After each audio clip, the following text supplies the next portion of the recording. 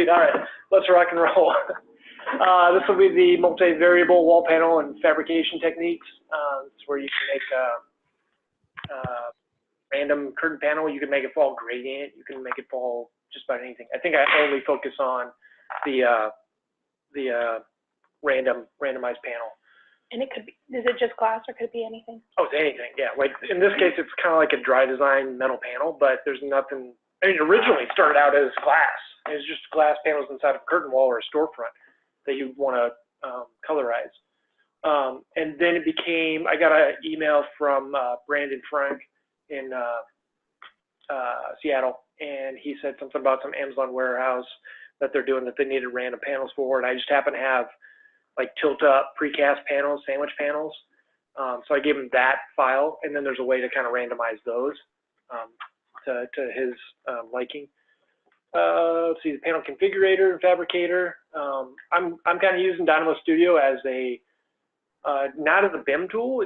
I don't see it as that. I see it as a multi-function tool. It's a Swiss Army knife. You could use it for BIM, you could use it for data, you could use it for Revit, you could use it for design, you could use it for programming, as a prototype modeler. Fascinating program. And then we're gonna, if there's time, we got started a little bit late, but if there's time, I'll apply that panel configurator to the Revit model. So that's the stuff that I'm using on DronePort with Chris Bell. And then I'll kind of soft launch Architect Machine, something I've been working on, and not that I don't have enough things to work on, but in my spare time 7 years ago. So no general time, everybody's on lunch right now. So yeah, let's get started. This is kind of a script I came out online. I saw it on some YouTube channel, and I was like, hey, that'd be kind of nice to have.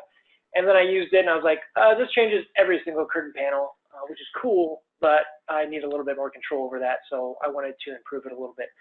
And that's kind of what the name of the game is with iterative design, right? Like, you see something, you want to make it better. I mean, that's just design in general, and that's just not, you know, seeing somebody's work and modifying it. So there's really only like 2 nodes you'd have to really concentrate on here, and that's how to cycle a list and how to shuffle a list. Everything else is actually pretty much out of the box. This is how you override parameters. Seed value is actually just a number slider. Everybody knows how to make a number slider that goes toggle left, toggle right. That's not huge. Grab curtain panels, grab them all, push them into this node. Here's the name of my materials, panel 1, panel 2, panel 3. That goes in the material by name. This cycles it, this shuffles it, and that's how it gets random colors. And then, so I thought, well, I could take that same concept and make my own depth size panel generator. And again, it's like, seriously, it's like 5 nodes. You'll always use list create, and you'll always use a number slider somehow, some way. So I don't even count these. You see family type node 1, family instance by type. So I'm just taking it from a family type to a family instance. And then I'm setting that family instance by how I want to shuffle it. So less random, more random. I just toggle this back and forth. So, and we're going to go through and we're going to actually walk through how to make this. So bear with me here. And then that basically takes this thing right here and makes this out of it. I actually add a horizontal mullion, if you will, an invisible mullion to break these out. Now, could you mix that so that you have transparent and opaque panels? Sure, why not? Okay. Totally. Yeah, you could do it a number of ways. Yeah, you could do it as separate curtain wall panels. That way you could bring up different calls for fabrication, because you wouldn't fabricate glass, but you'd fabricate a dry design panel for shop drawing. Well, I guess you'd technically fabricate. You'd get shop drawings for, yeah, anyway. So these are kind of the steps I'll go through here. I won't actually physically go through these. You kind of have to do these on your own because it's pretty easy. Just open new family curtain wall panel. This is what will appear. You draw a box. All you do is add a parameter to it. And again, I'll walk through this and then add a material to it. And then you'll have a panel 01, panel 04, panel 08, 1 inch, 4 inch, 8 inch. Change thickness 1 inch, 4 inch, 8 inch. Add a panel 1, panel 2, panel 3 color, and that's kind of the end of that family. And that's the family that I sent in the email for the description. And then we'll follow along in Dynamo Studio. I've got to get going here. So essentially, if you look at that, the drone port panels, it's essentially just saying, here, I got these points, make a face out of them, and then put a bend in them. I mean, that's literally all it is. It's X, Y, Z, proliferated over and over again, you know, up and over and down, and make the shape and start to bend it. So let me blow through this, because this is what I'm going to walk through, and you can come see this later. It's really just a breakdown of all the nodes and where all these points go to, and then just how to copy it, and then how to easily fabricate it. And just basically what all these nodes do is they put numbers on it, on this surface. They grab this surface, squash it, flatten it, and then put numbers on it that are associated with these numbers. And then as this changes shapes, the fabrication file changes shape to be identical. Boom, exported as SAT, IGES, CAD, Revit, mass, and you've got your file. And then, yeah, like I said, if we got time, I'll run through this too, but everybody's already seen the video. And that's basically one piece of the script. And then I'll kind of throw some ideas around on Architect Machines. I've already got this file up there. It's ready for download. So I'm kind of thinking about how to share these files in maybe a different way than just throwing them on the server. I want to be able to say, hey, I use this triangulated panel on high ed projects. It's in version Revit 16 and 17. I've used it for fabrication. It's in Dynamo. Download it, email me. Maybe there's a cut sheet. Maybe there's a final picture of it. And then there's a nice little graphic that comes with it, so that you're not on our server hunting and pecking and like, oh, is this the file that I needed? Just triangulated surface? Oh, this isn't what I wanted. And then like at least you have a lot of data that goes along with this. So let's roll this. Boom. So we're going to start with this guy. And this kind of, you know, basically hopes that you have some level background in the Revit family editor. Basically all this is, and I can actually regenerate this in like 2 seconds. So let's go ahead and walk through it anyway. Literally, I'm drawing a box. And I pick this little corner right there. I set it 1 inch back.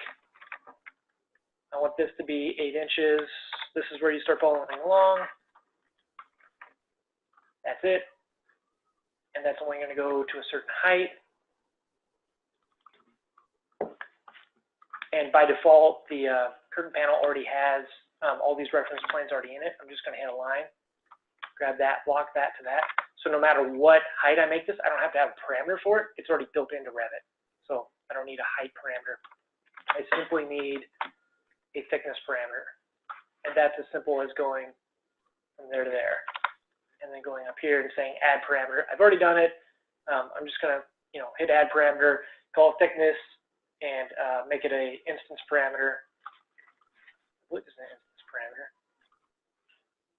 2016. Oh, it's a type. Sorry, it's a type parameter. That's why I wanted to check. Length, dimensions, boom, boom. Then go in. Probably doesn't have it made, but create material. Hopefully it's a generic material. Those seem to be easier to manipulate. Pan 1. And like I said, this file is already made for you guys. You should already have it. Boom, change color to whatever color your design palette is. You can make pan 1, 2, 3, 4. You can make it as in-depth as you want. Change it however you want. Done. And that's kind of the end of that panel. Make sure you've locked both sides down so that when this thing squishes, everything squishes. Load and close. What are we in? That guy. Oop. And I'm actually going to cancel. Boom, we're fine.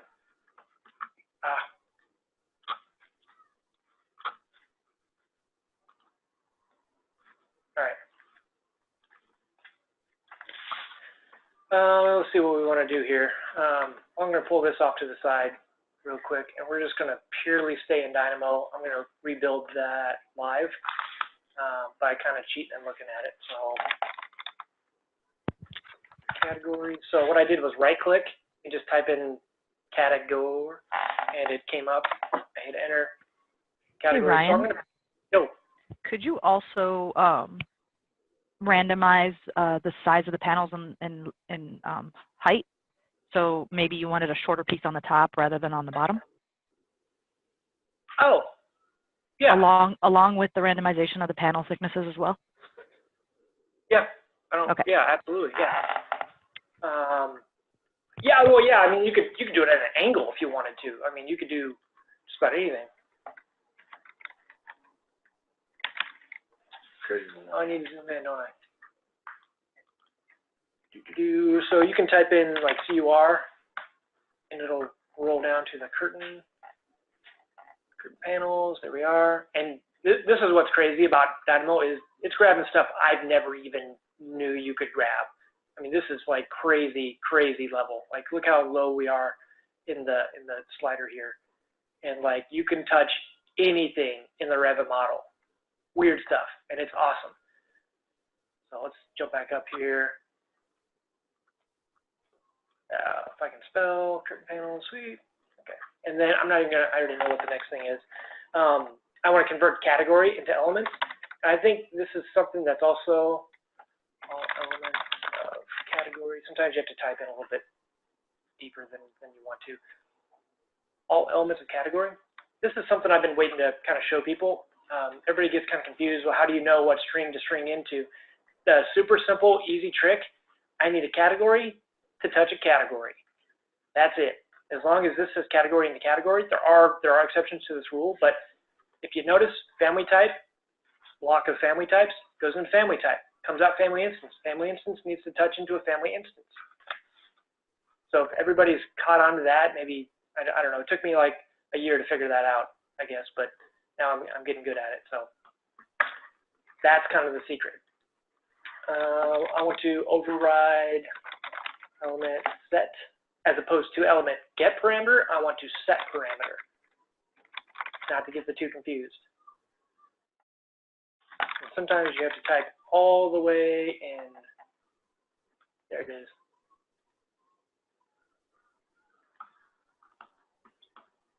All right, and we need to type in a little bit of a code block. So I'm going to use, let me go down here.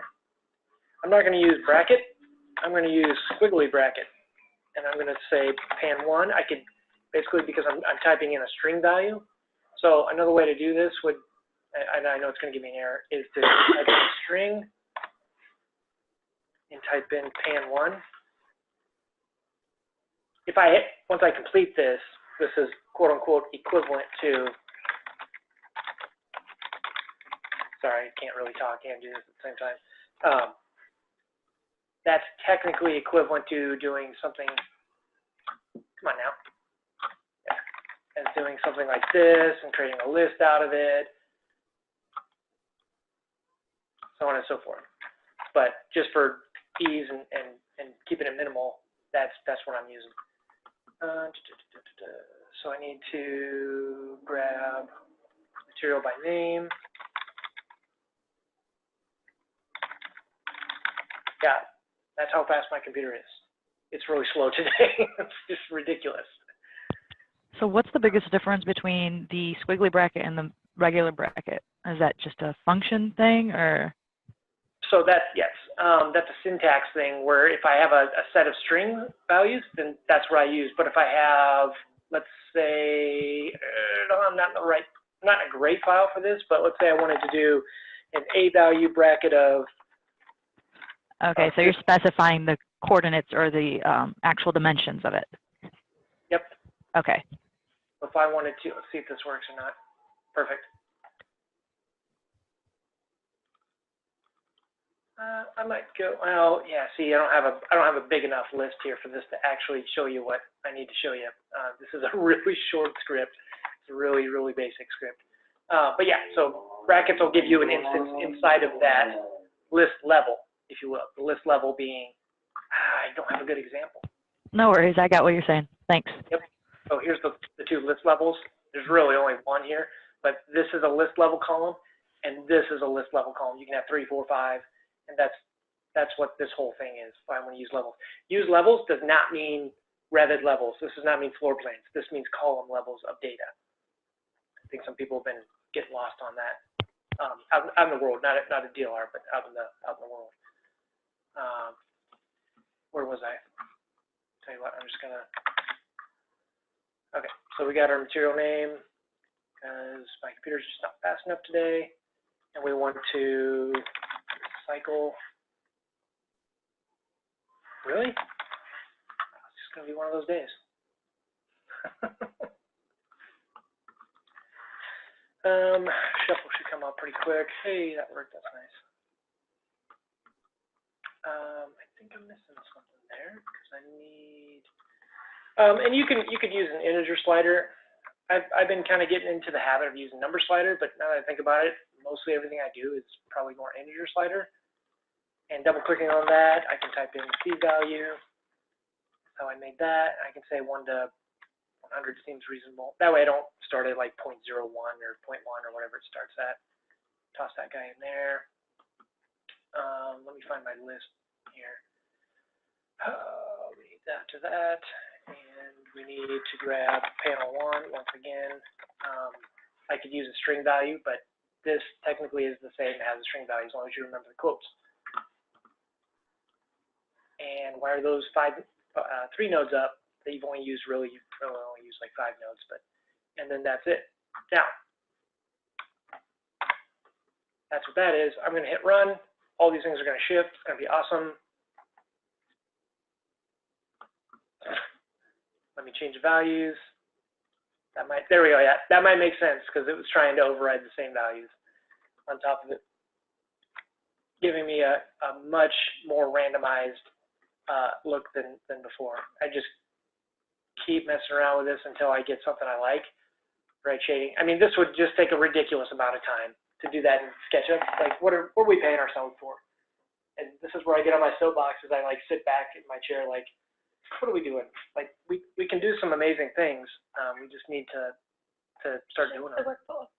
Yeah, because in like 6 nodes here, I completely saved, you know, hours worth of work. And then another 6 nodes to get the depth, and then maybe another 6 nodes, Malik, to do something else, to add glass panels to it, or change heights, or I mean whatever, or let it follow a gradient or an image. Like, I guess I could have done that too. I just don't know how much time I have, and I don't know what people are interested in. And then my final contribution for this was taking all of this and saying, well, now that I think about it, it's grabbing every single curtain panel, which would be a disaster because there are some things I want to keep glass. And I think that's something this online guy maybe didn't think about or wasn't thinking about. So I want to grab only my panel 01, panel 04, panel 08, and that's why I made individual families of that. Put those guys all into the same bucket and then grab all of them in the project. So that, too bad I can't cross screens here. Grabbing everything that's named 1, 2, or 1, 4, and 8, put them into curtain panel as family. So it's saying, I know you're a curtain panel, but I know you're also kind of a family, but I know I want to make you an instance. So I'm going to convert you to that, convert you to this. I might not have to do this one. But anyway, and I just threw a list in there just for the heck of it, and then flatten it because I don't need 5 different levels of list. I need 1 level of list. And so that's what flatten does. So instead of list, I just have 1 list, and it gives me every single one of those guys in there. How sweet is this? I don't like that one. I don't like that one. I don't like that one. I'm going to switch them. Heck, that's fine. Turn the script off. Go change the one you want. Boom, close the file. Like, you still have 100% freedom in design to do that. Boom. So now I'm only changing. So actually, this is far more powerful than this was alone, because now I'm just changing these panels from this style of curtain wall. Let me minimize Dynamo real quick. Oh, there's always some. We need like quadruple webinar screens. You know that's why I have a home, right? But anyway, so it's only going to grab like the random curtain wall family, and it's only going to grab. Oh, I don't even have it set. I've overridden this. So panel 1, 4, and 8 out of that family, because that's all that's been assigned to it individually. Sweet. That's the end of that. We're going to jump into drone port then. That's cool. I kind of flew through that, but we started late. So Go for it. I bet that's it right there. Okay, sweet.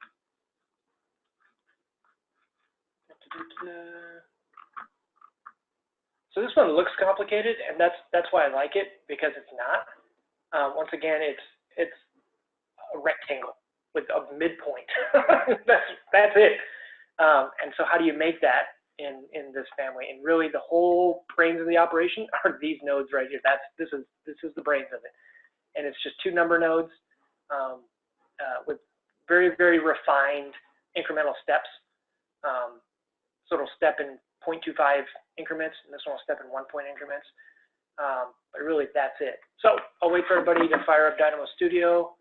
You can hit pause on the video since we're now in the future. How's it feel? Good? Cool. Okay. So it probably took a little bit longer to fire up Studio than that, but it's basically point by coordinates. That is your new best friend ever, is point by coordinates. You just make a whole bunch of these. And then something maybe some people don't know is, once I click on that point, we notice that it popped up over here. You couldn't do this in like version 0.7, Dynamo 0.8, Dynamo 0.9. I don't even think you can do it in 1.0. But I can come in here, hold Escape key on my keyboard, and roll this bad boy wherever I want to go, and I don't have to manually put that in. How sweet is that? The computer's like, oh, hey, I'm going to put these points in for you. They might kind of suck, because for me, I like even numbers, at least to start with, make my life easier. But hey, that's where I kind of want that thing. So I can start to put all these points exactly where I want to. I don't have to manually type them in. I just move that point up. I'm gonna delete that real quick. So yeah, hopefully you're right here by now. That's our brain. That's our controller right there. He's the guy, or she's the girl that goes back and forth. Create a number slider. And come in here, so 0.1, 0.2, what did I go to? 15 or probably -5? I don't even think I went that high. It's something like that. You name it, whatever you want. Depth, pop back up. All right, so this way everybody can kind of see how that's connected. Panel depth goes into your Y, and then you can just copy this guy down by holding Control and dragging. Changes back to 1, this could be 10, this could be 0, something to that effect. I think I have 20, because I've got 0, 20, 40, just to kind of keep things simple. That's the rectangle. And we want it to be 20. 10's fine too. Go ahead and connect it in. Probably wouldn't hurt to rename it, call it midpoint. Minimize it, okay. Delete. Now everybody is here. That's controlling my Z, so this is kind of fun too. So see how my fabrication file changed with the shape? That's awesome. Because now I'm not playing that game of like, oh, is it right, or is it doing it? And it actually is projecting something in, oh boy, stop. Yeah, this is my computer today. It's actually projecting something in 3D flat, because you can see it poke out here, and you can see it's actually getting that dimension to be right, so that when you do, oh boy, I'm stuck in something here. So when you do go to fabricate it with the laser cutter or plasma cutter or CNC router, it actually follows the correct paths. And you will have to build in some sort of tolerance. Somebody asked about that, and I said, well, yeah, you do that at the fabrication level. Like, suppose you could do it here too. But You just offset it? Yep. And these are more screen panels, correct? Not like an actual enclosed facade. Correct, yeah. So there's a lot of room and tolerance that we have on this, but yeah, there's going to be situations where maybe it's an interior panel you want to get like seriously refined, and that's up to you. Like, you got to know the tolerance of what you're cutting with. Like a plasma cutter is going to be totally different everything than a CNC router. So, all right. So that point by coordinates actually goes here. So as I'm kind of talking, you could do point by coordinates and then do Control C, V. You could copy a bunch of these and just kind of space them out the way I have them spaced out. Sorry, don't hit delete. Just kind of space them out here. So you should be at this level right here without see, I should be at this level right here without these code blocks. So we're going to go ahead and write these code blocks and start to put our points where we want them. That's all these things are doing. These are only telling those points to be in a certain location. That guy's up there. So double click on your screen, 0:40. If I can type 40 colon. And since I'm in the 0 plane, my X and Y are going to be zeros. I'm just throwing that dot up. That's all that's happening. As a matter of fact, I don't even technically don't need those. I just not thought of that. But to me, it's much cleaner. You already got this point. We'll talk about making a group in a second here. That one, you just leave blank. I believe that's the bottom. Yeah, that's the 0, 0, 0. So that's awesome. Where's that guy? Okay, so he's at 0 on the, now watch it here, got across. Again, which technically I guess I don't need that note at all. And then 20 over and 40 up. So think about that in a grid. Once again, going back to here. 20 over, 40 up. That's that coordinate. This one we're going to do a little bit different. And this is where the only thing that's really technically parametric about this is this little formula right here. I'm establishing a variable x, and I'm saying that as this point comes towards me, I want that point to go away. That's parameter driven. Hey, what's up, Marcellus? How you doing? Join us. Okay. So once I plug that panel depth in, takes -3 times -1 and pushes it out in the y direction. So if that's going to do, this is what's really fun about this, is like being able to watch that thing like form. And who isn't thinking about like adding motors to these things in real life and like having the solar dictate when these shades are open and closed? I mean, who isn't thinking about that? That's the kind of innovation that we need to start thinking at DLR Group. Like just really amazing things. We can do it, we can control it, we can provide all kinds of documentation, info on it. And then, yeah, it's hard to do, but once you do it and get used to it, then all of a sudden it becomes easy. Couldn't this also be implemented into like a kinetic facade? That's exactly what it would be, yeah. Like Kieran Timberlake, U.S. Embassy in London. Okay. I'm looking to blow people out of the water. I'm looking to like really establish DLR Group as like, game changers, innovators in the industry. And it starts at a basic level like this. It's one variable. That's so kiddie cool stuff. That's the stuff we should have been doing 2, 3, 4, 5, 7 years ago. Dynamo didn't exist 7 years ago. Same with this point. So I'll spread this out so you guys can kind of see. This point is, I believe, which point is that? I think it's midpoint. Is that midpoint here?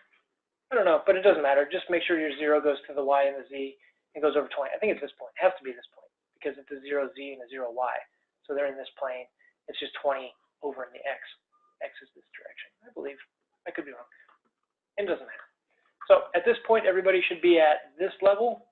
If you're not, hit pause and just kind of see what's done there. Hit rewind or whatever. It's really all downhill from here. There's not a single parametric tool or computational tool that doesn't have a good list creator. I mean, that's just how it is. You're always combining lists. If you can become a master of lists, you've got this. You totally got this. Yeah. So top point. Here, let me jump back to this. So we're already at this point right there. Most of these dots should already be in for you. We're going to start filling in and connecting these 3 dots. We're going to connect these 3 dots. We're going to connect these 3 dots, and we're going to connect this lower 3-dot triangle. And all those will be their own separate little piece. And that way we can fabricate it. So create your list. I'll give everybody a minute to kind of massage through this goop. Easier than it looks. This piece goes into there. This piece goes into the middle. I believe this one is actually into there. And while you're at it, copy it into this list below, and then just go down to the next point. Second point over, second point down. Did you notice a pattern here? Second item, well, item 1, item 1, item 1, item 1, the second item in the list. That's the second item in the list on the base. This one's only going to item 2 and item 0 in your second list. This one's going to item 2 and item 0 in this list. And this one's going to item 2 and item 2 in your lower list. Now at that point, that grabs all these points and they're all combined in a certain way. We use this handy little tool. I don't think you can use loft at this point. I don't think you can use patch. I think you actually have to use a surface by parameter points. And right now, what I've done is turned off the preview because I don't want to see it. What I want to see is my fabrication piece up here and my fabrication piece down here. I still have all that stuff turned on. In fact, I'll turn it off right now so it makes more sense. All right. Where's that piece at? And like I said, I've been having troubles with the screen regen on my computer. I've been having all kinds of computer troubles today. So anyway, bear with me. Don't unpreview it yet. Type in surface parameter by points and just start slamming those nodes together. There we go. And I threw these in. Technically, you don't even need these. I just typed in surface area so I could get a total of, I don't know how much fabrication area square inch I have. It just made sense to me, but completely arbitrary. And then I typed in a watch node. And all I did was rename it. Actually, that could be helpful when you're trying to figure out how much metal you need or whatever materials that you're buying. Yeah, exactly. So I have that many units, and maybe I should have named it. Here's what I should have done, because, oh no, it's 03. It's technically the third. There's a 0 panel, which, you know, thank God for computer programming, right? Start at 0.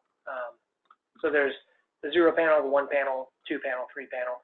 And ironically, I believe the top and the bottom are identical, and the 2 middle panel triangles are identical, because it's just a mirror along this point. So let me go back and unpreview all these.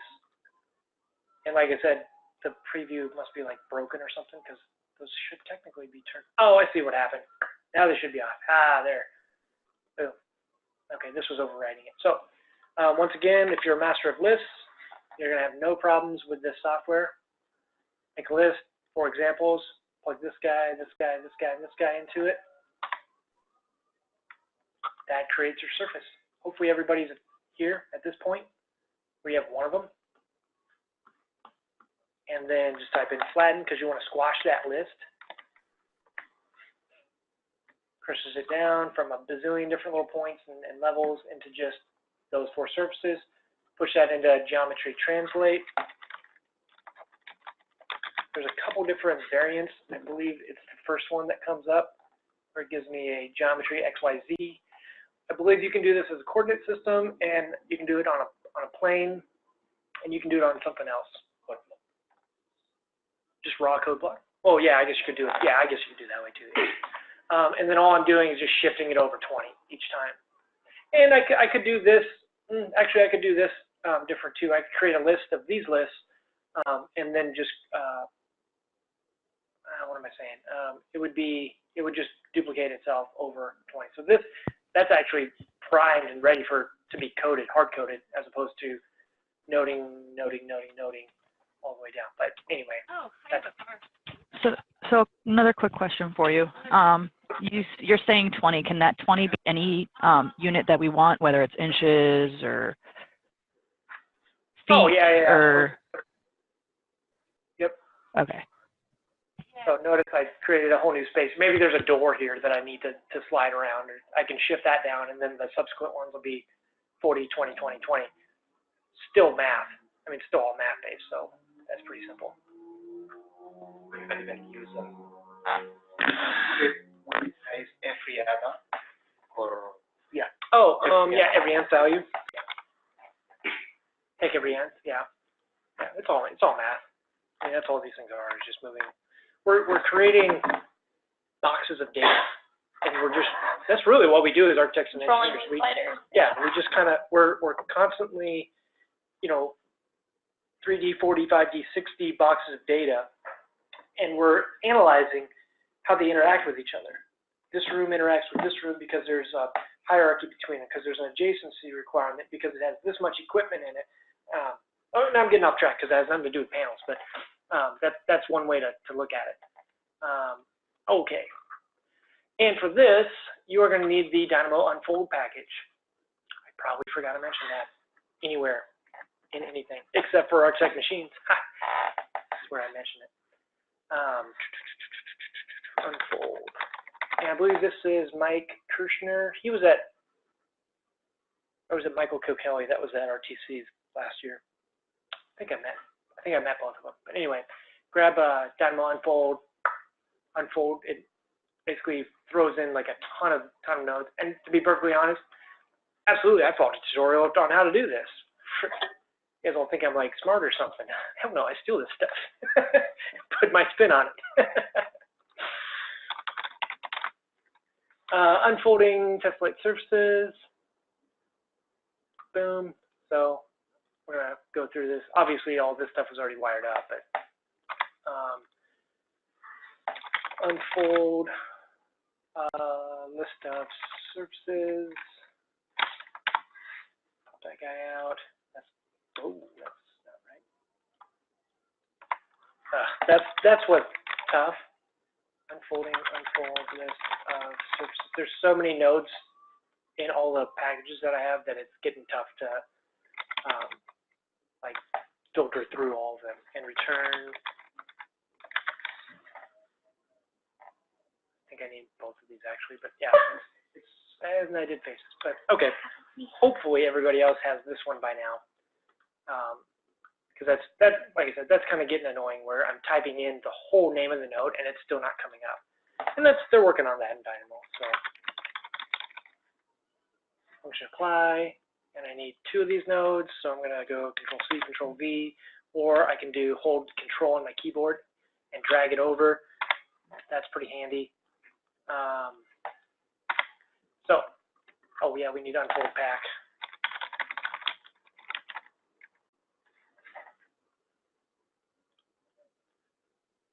Okay, and these things are all somewhat arbitrary for this point because we're only making one of these fabrication shapes. Let's say this shape was different, this shape was different, and I didn't cheat the system and just like make a bunch of copies. Like let's say all these are individual.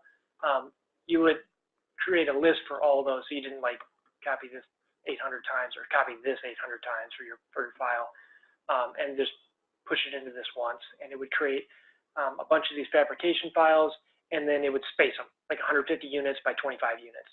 So that's kind of what that's doing. So quick node block, 50. So like I said, in this example, it's pretty arbitrary because we only need one file because they're all identical. Click, click, click, click, click. They're all connected up. Pack surfaces function, unfolded object argument, unfold object function, unfold object argument. So everybody should be at this level right now without this. And then basically creating a label on the fab file and on the, I suppose you wouldn't have to do this one. No, you would want to do this one, wouldn't you? Because how would you know what 0 and 1 had we have a more complicated shape than this? 0 is the same as 3, it's just a mirror. But it's a different fab file. It's a different, right? So if I had a finished surface on 0, I couldn't just flip it over because then the surface would be down in my finished face, unless I finished both faces. So also keep that in mind because then you have that mirroring problem. But anyway, unfolding, generate labels. Does anybody see it yet? There it is. So there's initial labels and there's unfolded labels. So you have to type in, here, maybe I can type in unfolded labels. That'll go faster. Ah, sweet. 3, bang, bang, bang, bang, bang, connect all that stuff up. I mean, that's 2 seconds of connecting that stuff up, and you should be at this level. And that's it. And it's just awesome because, and this is so basic. Like, think of what you could do. Even if something basic, it's still pretty cool. You know, maybe this creates a very different appearance depending on how you're approaching the building than this does. It creates that sense of rush that kind of forces your eye in a certain direction. This, Marcellus, oop, that's a little too high, but this I thought was kind of cool too. So maybe we throw that at Chris Bell and say maybe the panels aren't so similar to each other. How sweet would that be on Droneport? I think so. I think Chris is cool with that too. So anyway, then the midpoint's cool too. It's just, it creates there's something nice about the rhythm of that. And that's it. I mean, poof, two toggle nodes gives you like an epic amount of control over a very simple script. Now, if you wanted to vary the panels, let's say you're using the same midpoint, but you wanted the depth of them to vary per panel. Yep. Would you just duplicate the entire process right there and kind of copy it down, or how would you approach that? Depends. Yeah, I would probably copy it down. At least, again, because we're in like a prototype stage. Right. So that doesn't bother me as much. And then just scoot it over. So all these values would just be times 20. So I'd create a x times, would that be right? X times 20? X plus 20, because I'd want to move them over. Couldn't you just kind of put in part of the script that you did right before this inside here? So like say you want all even panels to be a certain design. That's awesome. Yeah. Or you could even have your random slider or whatever. So like maybe a third of, like 30% of them are certain type of panel, and then you have it randomly throughout the facade. I think so. Yeah. You can make follow a gradient. You can make follow a solar orientation. Like this is just to get you guys like in the idea. I can't show everything. Yeah, because Like, the way you approach it and think about it. Yep. Yeah. Yep. But it can do anything. It's nuts. It's nuts. It's awesome. Okay, so that's that. We got 8 minutes. So that's okay. We got time. Close this. I got Droneport open. Sweet. Now I got Dynamo open for this. Don't I? Yes. Okay. But I have the wrong script open. Come on. D4R. See, hey Marcellus, look, I'm getting good. D4R instead of DS for Dynamo Studio. I'm getting good at remembering to do that.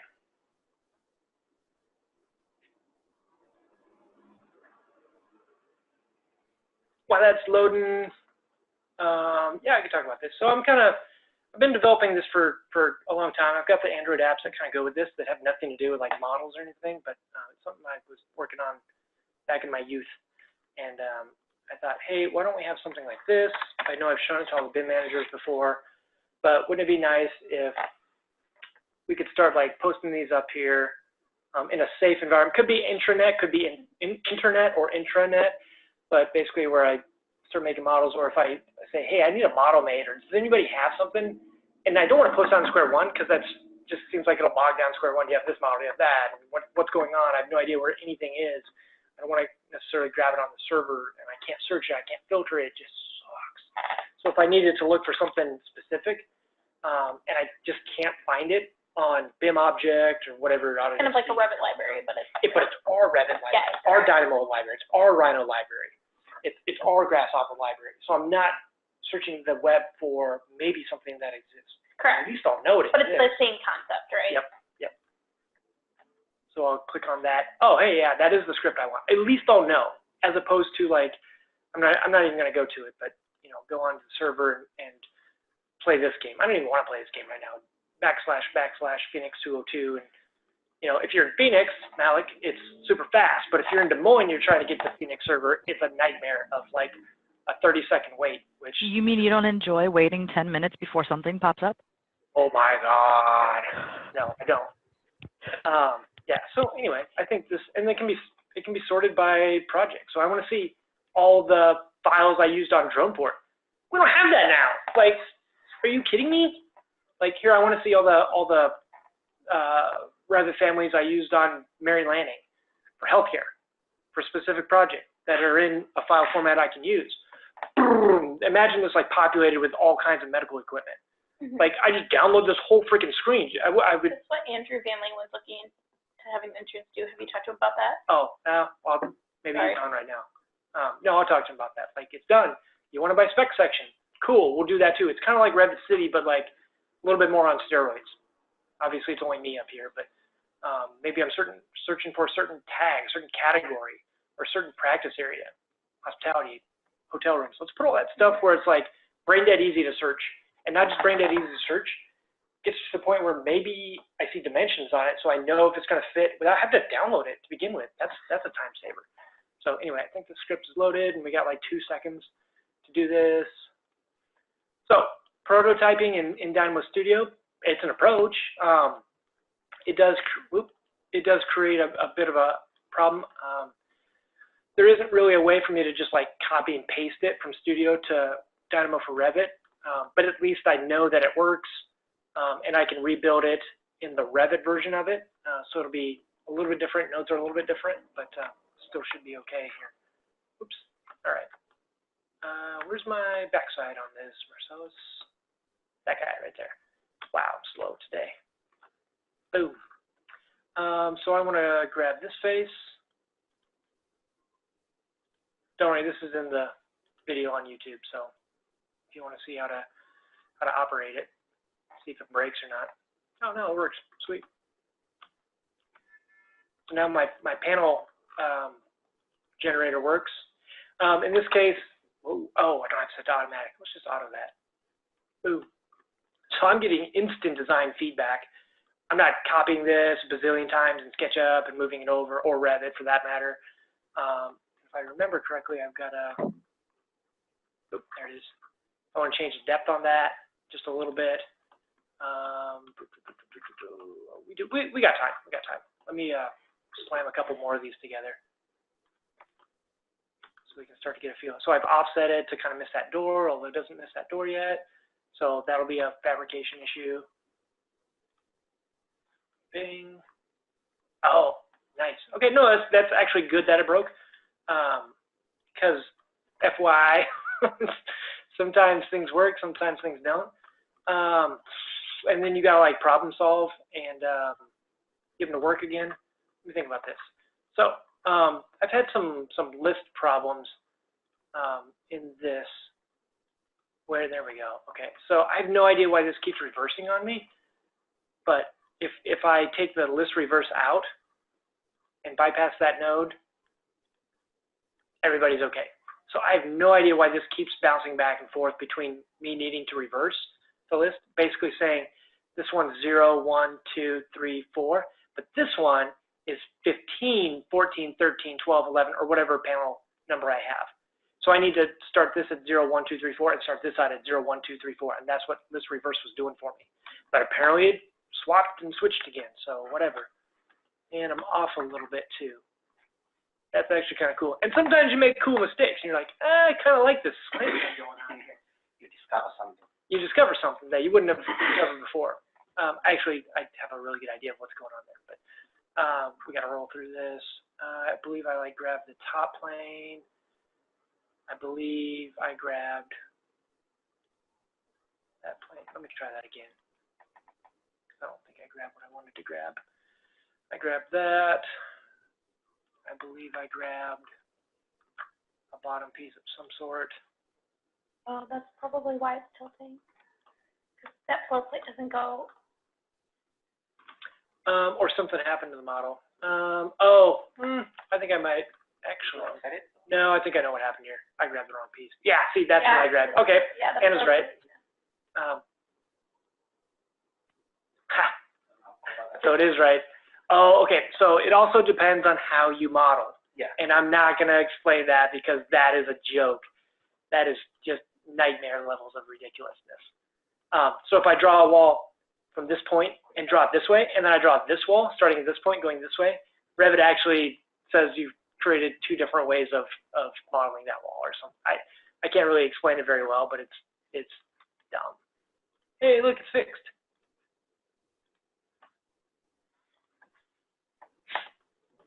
So yeah, brush up your problem solving skills. That one wasn't too bad though. We figured that out. Why isn't this colorized? We'll come back to that. It's supposed to be like blue or something. Grab this guy. Grab this guy. Perfect. So I think everybody kind of gets it. And what's nice is you see a little bit of a preview. Hold on. Zoom all, zoom all, zoom all. Oh, I have an idea. Doesn't fit. I told you earlier that I'm having a problem with preview. So it's back in there somewhere. You all saw it in the YouTube video I made, so it's actually right here too. It all works. My computer is literally going to blow up today because I don't reboot it ever. But yeah, basically that's it. So on and so forth. And I crashed out Dynamo. No, I didn't. Sorry. So on and so forth. Put all those ribs right around, and then you can start to kind of have at least a little bit of fun with your day. Boom. Okay, we're right at the end of the show. Any last questions? We actually got through stuff.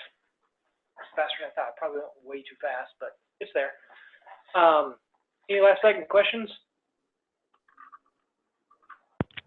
I need to head out, but I appreciate your time, Ryan. Thanks a lot. Okay, no problem. They're on mute.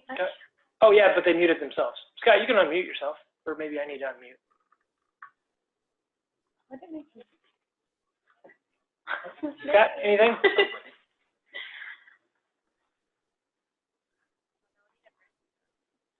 Scott's there, but he's not. Or Pete? Pete, any questions? No. You good? Okay. Well, I think that sums it up. Thanks, everybody.